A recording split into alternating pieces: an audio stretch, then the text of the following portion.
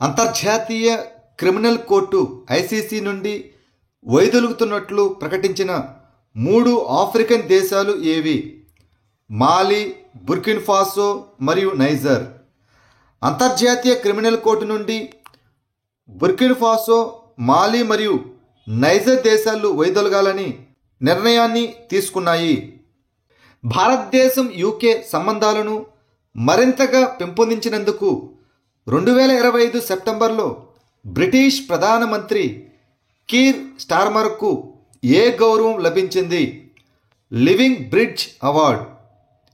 భారతదేశం యూకే సంబంధాలను మరింత సన్నిహితంగా ప్రోత్సహించినందుకు మరియు భారతదేశం యూకే స్వేచ్ఛ వాణిజ్య ఒప్పందాన్ని అనగా FTA భద్రపరిచినందుకు బ్రిటిష్ ప్రధానమంత్రి అయిన కీర్ స్టార్మర్ లివింగ్ బ్రిడ్జ్ అవార్డును అందుకున్నారు.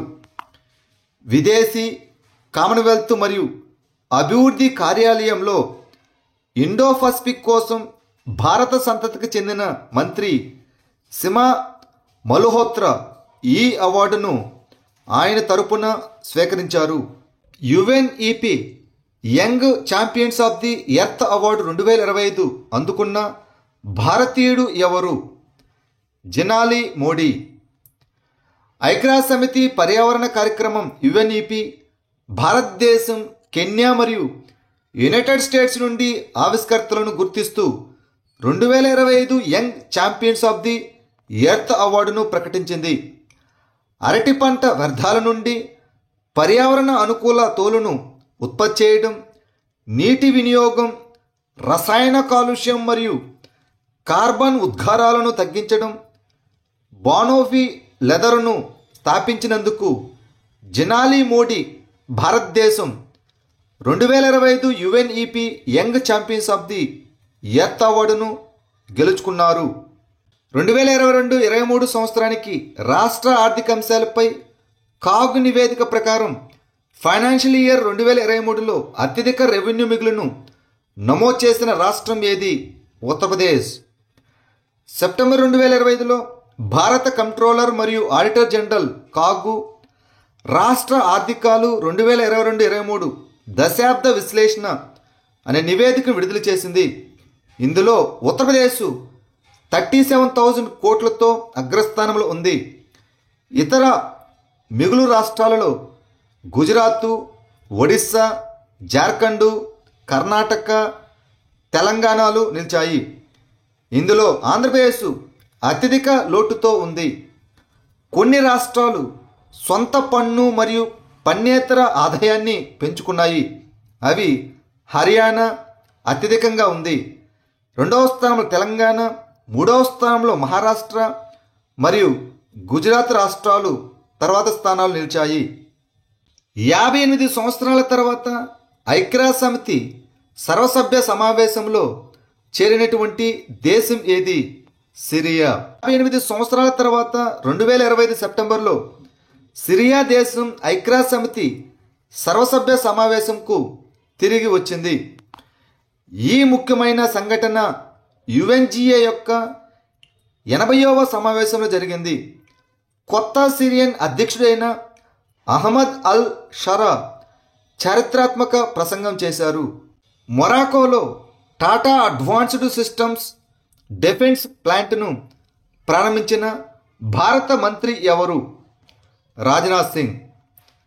మొరాకోలోని బెరిచిడ్లో టాటా అడ్వాన్స్డ్ సిస్టమ్స్ లిమిటెడ్ రక్షణ తయారీ కేంద్రాన్ని రక్షణ మంత్రి రాజ్నాథ్ సింగ్ మరియు మొరాకో మంత్రి అబ్దే లతీఫ్ లౌడీ సంయుక్తంగా ప్రారంభించారు.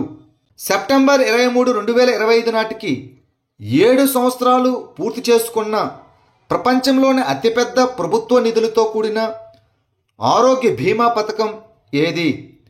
ఆయుష్మాన్ భారత్ ప్రధానమంత్రి జన్ ఆరోగ్య యోజన. ఆయుష్మాన్ భారత్ ప్రధానమంత్రి జన్ ఆరోగ్య యోజన సెప్టెంబర్ 23, 2018న జార్ఖండ్లోని రాంచీలో ప్రారంభించి 7 సంవత్సరాలు పూర్తి చేసుకుంది. ఇది ప్రపంచంలోనే అతిపెద్ద ప్రభుత్వ నిధులతో కూడిన ఆరోగ్య హామీ పథకం. 55 కోట్లకు పైగా లబ్ధిదారులను కవర్ చేస్తుంది. ఇది భారతదేశం అంతటా నగదు రహిత మరియు కాగితరహిత చికిత్స కోసం ప్రతి కుటుంబానికి 5 లక్షల వార్షిక ఆరోగ్య కవరేజీని అందిస్తుంది. ఇటీవల ఇంటర్పోల్ యొక్క ఆసియా కమిటీ సభ్యునిగా ఏ దేశం ఎన్నికైంది? భారతదేశం. సైబర్ నేరం, ఉగ్రవాదం మరియు అక్రమ రవాణా వంటి ప్రాంతీయ భద్రతా ముప్పులను ఎదుర్కోవడంలో తన పాత్రను బలోపేతం చేస్తూ భారతదేశం ఇంటర్పోల్ యొక్క ఆసియా కమిటీలో చేరింది. సెప్టెంబర్ 19, 2025న సింగపూర్లో జరిగిన 25వ ఇంటర్పోల్ ఆసియా ప్రాంతీయ సమావేశంలో భారతదేశం ఇంటర్పోల్ ఆసియా కమిటీ సభ్యదేశంగా ఎన్నికైంది. 2025 జాతీయ ఈ గవర్నెన్స్ అవార్డ్స్లో అట్టడుగు స్థాయి డిజిటల్ సర్వీస్ డెలివరీకి కొత్త కేటగిరీ కింద బంగారు పథకాన్ని గెలుచుకున్న గ్రామ పంచాయతీ ఏది? రోహిణి, మహారాష్ట్ర. గ్రామ పంచాయతీలకు జాతీయ ఈ గవర్నెన్స్ అవార్డులు 2025ను కొత్త కేటగిరీ కింద ప్రదానం చేశారు. ఆంధ్రప్రదేశ్లోని విశాఖపట్నంలో జరిగిన 28వ జాతీయ ఈ గవర్నెన్స్ సదస్సు సందర్భంగా అవార్డులు ప్రదానం చేశారు. ఇందులో మహారాష్ట్రలోని ధూలే జిల్లా అయినటువంటి రోహిణి గ్రామ పంచాయతీకి బంగారు పథకాన్ని అందజేశారు. జాతీయ మానవ హక్కుల కమిషన్ ఎన్హెచ్ఆర్సి సెప్టెంబర్ 2025 కోసం ప్రారంభించిన ఇంటర్న్షిప్ ప్రోగ్రాం పేరు ఏమిటి? ఆన్లైన్ స్వల్పకాలిక ఇంటర్న్షిప్ ప్రోగ్రాం OSTI. భారత జాతీయ మానవ హక్కుల కమిషన్ సెప్టెంబర్ 2022 సెప్టెంబర్ 22, 2025 కోసం తన ఆన్లైన్ షార్ట్ టర్మ్ అయిన ఇంటర్న్షిప్ ప్రోగ్రామ్ని సెప్టెంబర్ 22న ప్రారంభించింది. భారతదేశంలో మానవ హక్కుల ప్రచారం మరియు రక్షణపై అవగాహన కల్పించడం ఈ కార్యక్రమం యొక్క లక్ష్యం. ఇటీవల గోవర్ధన్ ఎకో విలేజ్లో నేటివ్ ఫుడ్ మ్యాటర్స్ ఇనిషియేటివ్ ప్రారంభించబడింది. ఈ గ్రామం ఏ రాష్ట్రంలో ఉంది? మహారాష్ట్ర. పర్యావరణం, అటవీ మరియు వాతావరణ మార్పుల మంత్రి అయిన భూపేందర్ యాదవ్ మహారాష్ట్రలోని పాల్ఘర్లోని గోవర్ధన్ ఎకో విలేజ్లో స్థానిక ఆహార పదార్థాల ఇనిషియేటివ్ను ప్రారంభించారు.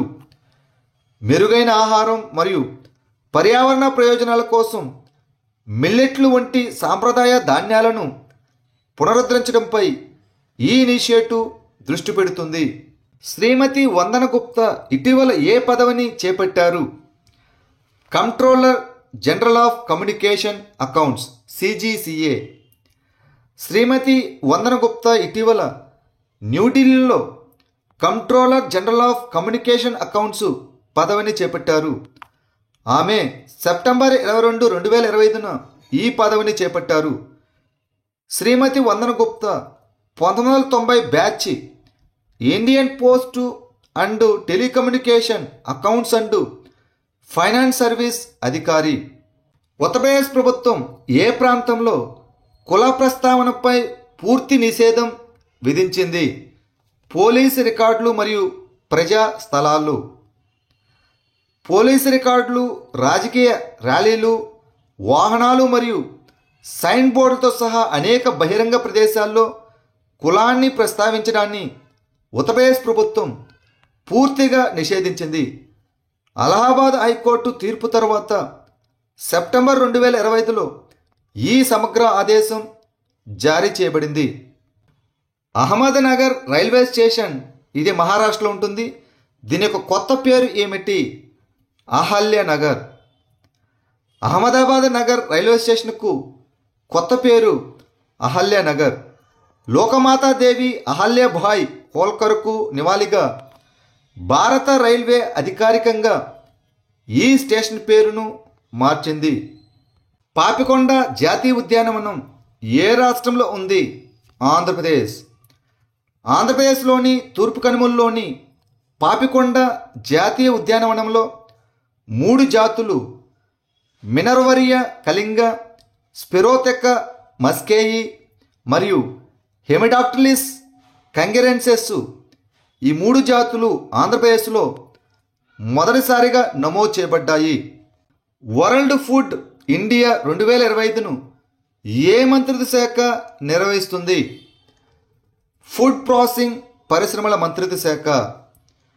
వరల్డ్ ఫుడ్ ఇండియా 2025ను ఫుడ్ ప్రాసెసింగ్ పరిశ్రమల మంత్రిత్వ శాఖ సెప్టెంబర్ 25, 28 తేదీల్లో న్యూఢిల్లీలోని భారత మండపంలో నిర్వహిస్తుంది. భారతదేశాన్ని గ్లోబల్ ఫుడ్ హబ్గా నిలబెట్టడం మరియు ఫుడ్ ప్రాసెసింగ్లో ప్రపంచ భాగస్వామ్యాలను ఆకర్షించడం దీని యొక్క లక్ష్యం.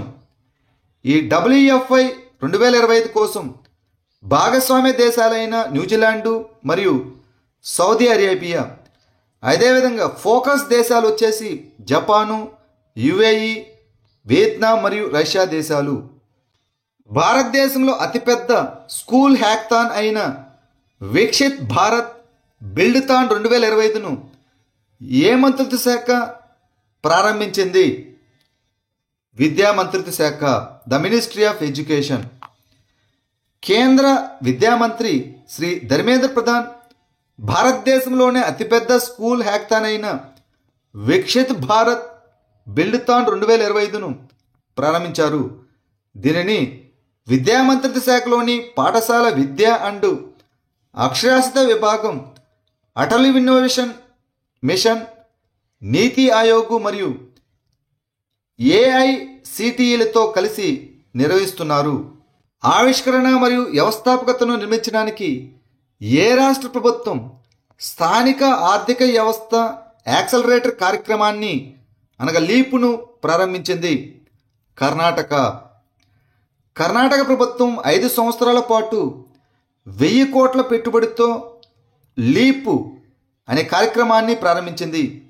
ఈ కార్యక్రమం మౌలిక సదుపాయాలు, మార్గదర్శకత్వం మరియు మార్కెట్ యాక్సెస్తో టైర్ 2 మరియు టైర్ 3 పట్టణాలకు మద్దతిస్తుంది.